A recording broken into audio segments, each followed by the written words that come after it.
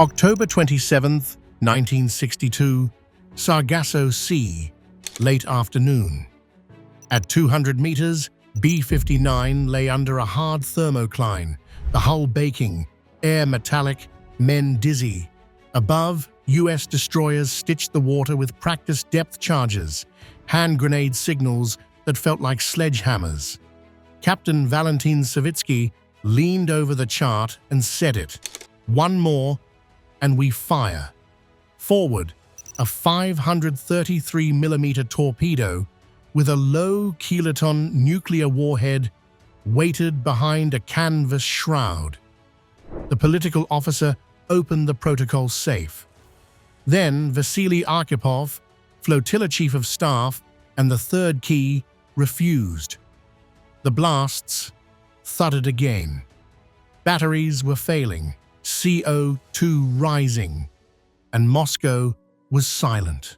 They had minutes to decide whether to send an underwater flash that SOSUS would hear across the Atlantic, or to surface into cameras, flags, and humiliation. Orders, oceans, and a boat already failing. B-59's descent into crisis 5 days earlier, October 22nd, 4 Foxtrots, Project 641 diesel electrics slipped into the North Atlantic, bound for Cuba, under radio silence. Each carried one special weapon, a nuclear-tipped 53-58 torpedo, release gated by 3 approvals: captain, political officer, and flotilla representative.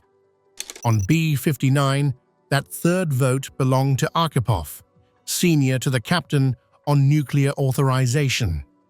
The tasking was stark: avoid provocation, reach Mariel covertly, surface only when required for safety, and use the special weapon solely if under attack with consensus. The ambiguity lay in the felt experience of attack. The Sargasso Sea offered concealment and a trap. A sharp thermocline bent sound, sending active pings ricocheting like light through glass. Below the layer, B-59 was harder to detect, but her own hydrophones lost clarity. Passive bearings smeared, contacts wandered. The ocean turned into a hall of mirrors, where messages, acoustic and political, arrived garbled. Endurance set the clock. Submerged, a Foxtrot lived off batteries and air management. Every amp-hour burned returned as heat. Every sealed minute pushed CO2 higher. Past roughly 3% CO2, headaches, confusion, and tunnel vision eroded judgment. Vent fans moved hot air without cooling it. At 200 meters, insulation kept the sea out and the heat in. Men stripped to undershirts and still soaked through.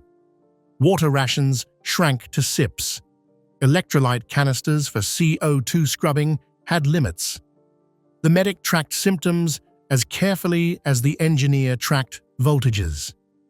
The U.S. Navy tightened its ring north of Cuba. Destroyers fanned across predicted approaches.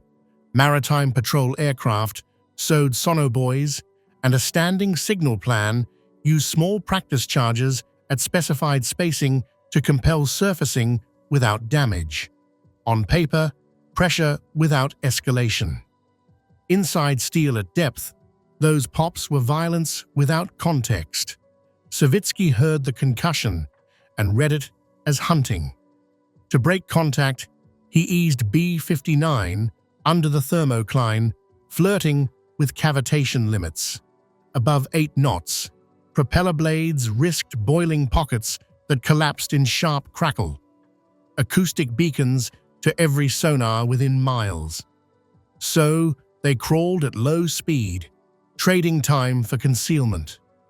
Time killed batteries. Batteries fed heat. Heat and CO2 fed error. Meanwhile, the political theater ran on separate physics. In Washington, the executive committee debated a quarantine, chosen for legal precision and strategic restraint. Intelligence showed Soviet R-12 sites maturing in Cuba. Pressure to act rose hourly. Guidance to the fleet remained strict. No lethal depth charges, no ramming, force, a surfacing, document, push away. None of that reached B-59's chart table. The boat had left with orders and a protocol, and then the Atlantic turned those into guesses. Arkhipov's authority sat at the junction of machine and doctrine. He'd lived through K-19's reactor casualty the year before. The lesson was stamped on his hands. Discipline saves ships when systems fail. Here, the failure was environmental and cognitive. He pressed for numbers, remaining amp hours, battery temperature, hydrogen risks, scrubber status, crew impairment. The engineer chalked figures on a bulkhead. Minutes of endurance, not hours, if maneuvering continued under the layer. The medic noted dizziness, headaches, and slowed reaction times. The pattern above tightened.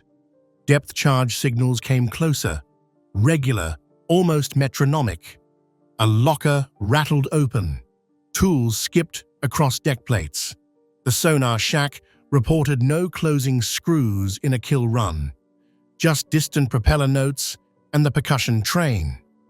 That mattered technically. Lethal runs sounded different. It didn't ease the human calculation. With radio silence unbroken, Savitsky couldn't know XCOM's restraint or the Navy's signaling doctrine. He saw a box closing and a mission dying. He ordered the protocol safe opened. 3 signatures, 1 weapon, an answer to a problem that might not exist. The political officer leaned toward consent. The definition of attacked was bending under heat and noise. Arkhipov challenged the premise. Tactically, a low kiloton underwater burst could cripple a destroyer or two at close range, perhaps open a gap, but the American screen dispersed, layered, and resilient. The carrier group wouldn't shatter. Strategically, the blast wouldn't be local. The acoustic spike would light up SOSUS, the transoceanic hydrophone net. Radiological sensors, if the bubble breached, would taste fission. Commanders in Norfolk and Moscow would interpret it as nuclear use at sea. The ladder of escalation would tilt by physics alone. He returned to orders. Reach Cuba intact. Preserve the boat. Avoid triggering a chain you can't control. The protocols, if attacked, demanded certainty, not inference, from calibrated signals. He proposed the only de-escalatory maneuver available underwater. Surface under recognition signals, keep weapons secured, accept observation, ventilate, recharge, then withdraw if ordered. It risked humiliation, not annihilation. Savitsky bristled. Surfacing invited cameras, demanded compliance, and wrote a precedent of Soviet boats herded by foreign grenades. Yet every system trendline pointed to a forced surfacing later under worse conditions, hotter, weaker, near a blackout. Pride met arithmetic. Another sequence hit, closer, harder, lights flickered, a watchstander stumbled, and hydrogen readings ticked upward, though not yet dangerous. The political officer rubbed his temples and asked the single operational question that mattered. Could surfacing be controlled? Arkhipov answered, yes. Signal intent, insist on professional treatment, and preserve command. The boat's survival, and the Soviet Union's, required that the third key stay cold. Washington's calculus, XCOM signals, ASW corridors, and unintended pressure, October 22, 1962, Washington, 190 hours. The word chosen was quarantine, not blockade, too close to war in international law. Quarantine, a legal instrument wrapped around an improvised strategy. Inside the executive committee, the tempo locked in. Intelligence at dawn, arguments by noon, directives at dusk. Kennedy demanded control over every action that could be mistaken for a shot. The Navy's marching orders reflected that caution. Atlantic Fleet planners mapped intercept boxes from the Bahamas to the Windward Passage, laid stop lines north of Cuba, and assigned destroyers to long racetracks over predicted Soviet routes. Task groups rotated stations, so no crew stayed at Red Line too long. Carriers provided air cover and reconnaissance. Maritime patrol squadrons sowed sonobuoy fields keyed to low-frequency listening. Then came doctrine. McNamara and Admiral George Anderson agreed on a signaling scheme. Small practice depth charges, significant acoustically, negligible lethally, dropped at fixed intervals and ranges to compel a contact to surface and identify.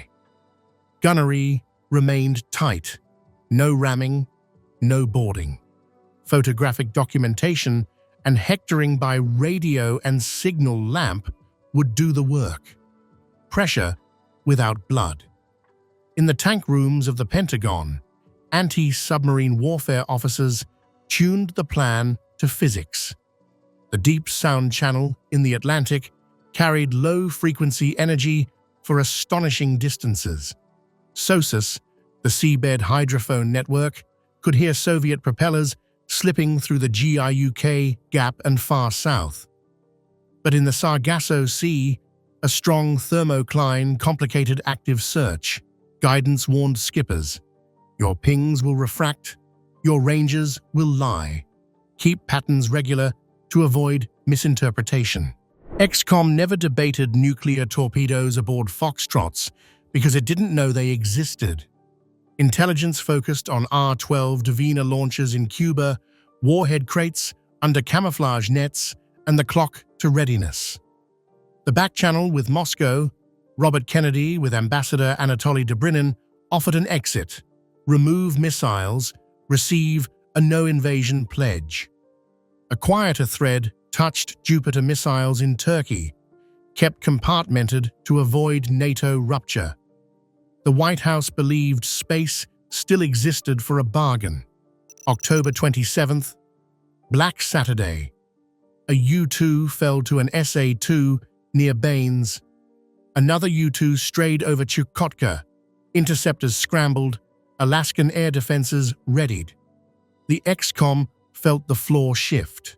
Restraint hardened into rule, nothing at sea that could be confused for an attack.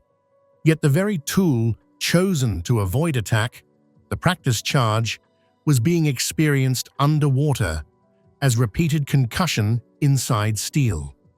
Meanwhile, on the water, destroyers executed the book. USS Beale, USS Coney, and others walked search ladders, dropped signal grenades on time, and flashed lamps.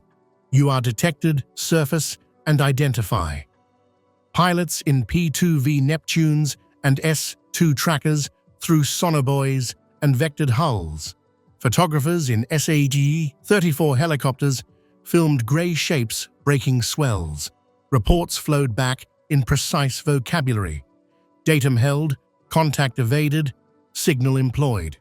What nobody in Washington appreciated in real time was the thermodynamic trap.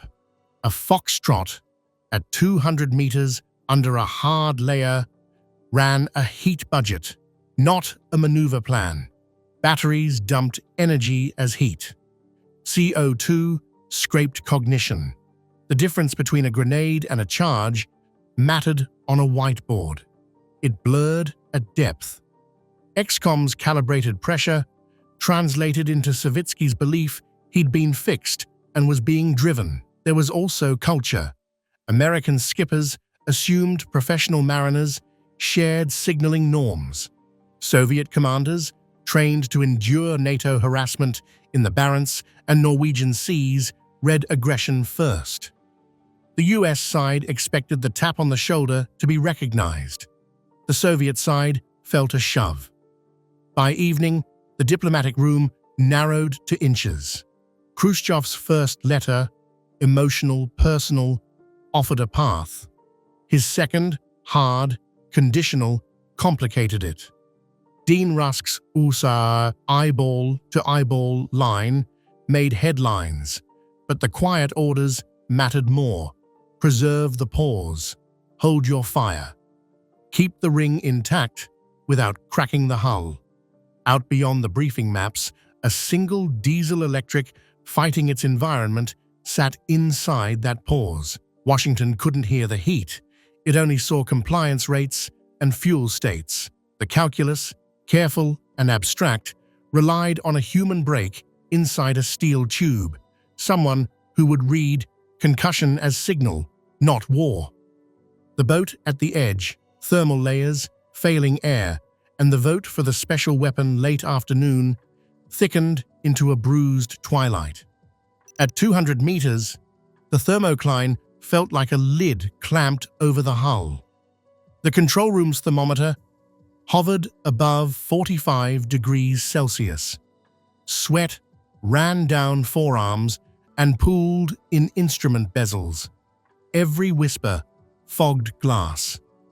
The engineer logged battery voltage decay in grease pencil, then wiped the board with a rag already soaked through. Each fan switched on, stole minutes of endurance, and added heat to the closed loop. The air tasted of metal and stale breath. The navigator asked for speed in half-knot increments, fighting cavitation margins. 8 knots was the line. Above it, blade tips could draw vapor, and the collapsing bubbles would crackle through the ocean like a beacon. They kept it at 6 and drifted under the layer. The price was time. Amp hours bled away with no promise of escape. In the sonar shack, operators leaned into headphones, but own-ship noise smeared the ocean into mush. The thermocline bent the Americans' active pings into glancing blows. Some slid over the hull, others came from odd angles as refracted ghosts. What cut through were the practice charges, precise and patterned. Spacing tightened. A metronome of percussion walked toward them. A locker latch failed. Tools skittered across the deck. A light flickered, steadied, and flickered again. The medic moved through compartments with salt tablets and a battered notebook. He noted flushed faces, sluggish pupils, headaches that didn't yield to aspirin. CO2 canisters were working, but near turnover. Every swap cost more effort in rising heat. Dizziness arrived in waves. Men slowed, then snapped at each other, then fell silent. The boat's mood shifted from endurance to edge. Savitsky stood over the chart table and traced pencil arcs where destroyers might be stationing. He saw a box closing. Radio silence had become total isolation. Even a single coded burst risked triangulation. He murmured that the Americans weren't signaling. They were hunting. He ordered the protocol safe opened. Metal clinked, paper rustled, and the words everyone knew by heart sat between 3 men like a loaded device. The political officer's hand hovered over the authorization sheet. He had read the instructions 100 times. The ambiguity lived in one line: use only if attacked. The hull shook again. He looked at the deck, then at Savitsky, then at the man whose vote outranked both in nuclear matters. Arkhipov asked for numbers. He wanted the engineer's hard limits: battery voltage thresholds for pump failure, hydrogen concentration trends, time to blackout if they maneuvered. He wanted the medic's symptom curve and scrubber capacity. The engineer answered in short, dry sentences. At current draw, less than 2 hours to margins. Any evasive burst, less. Hydrogen stable, but rising. Fans mandatory. The medic added that cognitive impairment was present and increasing. This wasn't a tactical debate in a classroom. It was a countdown. He stepped into the argument with a structure built on physics and orders. Tactically, he said, a low kiloton detonation at depth would throw a spherical shock wave that could break a destroyer's back if close, perhaps damage more if the screen clustered. But the screen didn't cluster. American formations dispersed by design, layered by doctrine. The carrier group's combat system would flex and close. The gap opened by one blast would likely be narrow and temporary. Strategically, there was no debate. The acoustic spike would traverse the ocean. SOSUS, hydrophones strung along the continental shelf and island chains would hear it. Atmospheric sampling might catch fission byproducts if the gas bubble breached. Commanders in Norfolk and Moscow would read the same signal. Nuclear use at sea. The sequence that followed would no longer be controlled from this boat. Savitsky's reply was immediate and human. He said the grenades felt like attack, that the mission was unraveling under harassment, that surfacing under hostile eyes surrendered initiative and dignity. Cameras would record, flags would demand, and the first Soviet submarine herded by foreign ships would become a precedent. He believed war might already be underway. Silence from Moscow felt like proof. Arkhipov didn't dispute the pain. He disputed the interpretation. He pointed to the sonar report. No screws charging in. No depth charge patterns shifting to lethal spacing. Only signals at regular intervals. He reminded them of the guidance carried out of base. Reach Cuba intact. Avoid provocation. Preserve the boat. The protocols attacked meant certainty. His solution was ugly, but survivable. Surface under recognition procedures, display professionalism, ventilate, recharge, and withdraw if ordered. Humiliation could be repaired. A nuclear signal could not. Another string detonated nearby. The room lights hiccuped. A watchstander slammed a palm against a valve wheel to keep his balance and left sweat on the metal. The political officer pressed fingers to his temples. He asked the question with the narrowest path. Could they surface on their terms? Could they keep the special tube secured, weapons covered, and insist on distance? Would the Americans board? Arkhipov answered in measured phrases. Signal with flags and lamp. Show men on deck. Keep hatches controlled. The Americans' own doctrine, pressure without damage, argued against boarding and ramming. Keep the exchange procedural, then leave. It was not pride, it was survival. The engineer cut in. Forward battery temperature rising, venting needed, hydrogen still below alarm, but trending up. The medic added 2 men down from heat exhaustion, one with nausea he couldn't control. Impairment was no longer hypothetical. Savitsky looked at the sheet again. 3 signatures, 1 weapon. He could command, and the political officer could consent, but the 3rd key wouldn't turn. Pride met arithmetic and lost. He stared at Arkhipov, then at the overhead bolts. He ordered preparations to surface. Valves clacked. Ballast tanks exhaled. The hull's song changed as pressure eased. Men moved with a new urgency, born of the first cool air in days. The special weapon stayed cold in its tube. The boat's next minutes would be spent in light and wind, under bullhorns and cameras, not in the white flash the ocean would never forget. Act 4. Surfacing into a world of signals, contact, de-escalation, and the quiet exit B-59 broke the surface into a slate sea and hard wind. The bridge hatch swung, and heat bled upward as the first clean air hit faces gone gray. Diesel smoke curled, rotors thumped as a helicopter orbited, camera door open. Two destroyers held at distance, hull numbers visible through spray, their gun mounts idle but awake. A signal lamp blinked from a bridge wing. Identify. Heave to. Maintain position. The reply came by book. Flags rose from B-59's halyards. Identity, intention, no hostility. Men were visible on the sail, hands empty, weapons covered. The special tube stayed sealed. Arkhipov watched spacing and tone. No ramming, no boarding parties, only choreography built for documentation. Horn blasts replaced concussion. The destroyers kept wide circles, showing they could close but choosing not to. A helicopter dipped, hovered, then fell back to a safe orbit. The Americans' doctrine, pressure without damage, was visible in steel and distance. For the first time in days, breath didn't taste like metal.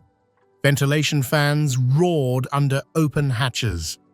The engineer reported temperatures falling, hydrogen stable, battery charge beginning to climb on surface running. The medic noted clearer speech, steadier hands. Savitsky and Arkhipov conferred in low tones. The mission to reach Cuban waters was gone. Cameras made secrecy impossible. The screen made passage futile. They signaled compliance with station keeping, refused boarding, and kept the exchange procedural, lamp to lamp, flag to flag.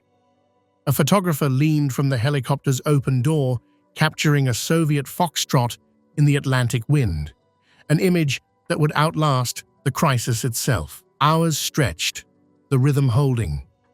No sudden moves, no close passes. When internal numbers stabilized, B-59 turned slowly, presenting her intentions in geometry. The heading edged away from the quarantine line. The destroyers shadowed but didn't press. Arkhipov's wager held. Professionalism contained the moment. The boat ran long enough on the surface to put margin back into the batteries, then used weather and nightfall to slip into rougher water. By midnight, distance opened. The American hulls kept to the quarantine perimeter. The Soviet submarine angled for the open Atlantic. No shots fired, no collisions. The confrontation ended with a course change and a decision that stayed inside a wardroom. For years, the tale flattened into a single name and the label captain. Archives sharpened it. Valentin Savitsky commanded B-59. Vasili Arkhipov, flotilla chief of staff aboard, held the decisive third key for nuclear release. The weapon was real, a 533mm 53-58 special torpedo with a low-kiloton warhead. The protocol required 3 approvals. On that day, 2 leaned yes, 1 said no. Declassified U.S. Navy guidance shows practice depth charges with the intended signal. Specified weights and intervals designed to compel surfacing without damage. The Americans didn't know foxtrots carried nuclear torpedoes. Soviet veterans later confirmed the heat, the CO2, and the argument. They also confirmed that Arkhipov advocated surfacing and that the special tube remained cold. Technical context matters. A hard thermocline, refracted sonar, and distorted intent. A diesel-electric at 200 meters ran a heat and CO2 budget that punished judgment. Sosos would have heard a nuclear detonation across ocean basins. Those physics framed the choice. The heroism wasn't mystical. It lived in procedure, experience from K-19's casualty, and a refusal to interpret concussion as war. The myth simplifies, but the record is stronger. A system with brakes nearly failed and 1 brake held. 1 refusal under calibrated pressure kept a local naval encounter from becoming a nuclear signal heard across the Atlantic. If you want more Cold War history anchored in declassified files and the physics that govern these decisions, subscribe and watch our deep dive on SOSUS, the silent grid that mapped submarines from the Gyeonggi Gap to Bermuda. For more untold moments from the Shadow War, consider subscribing now.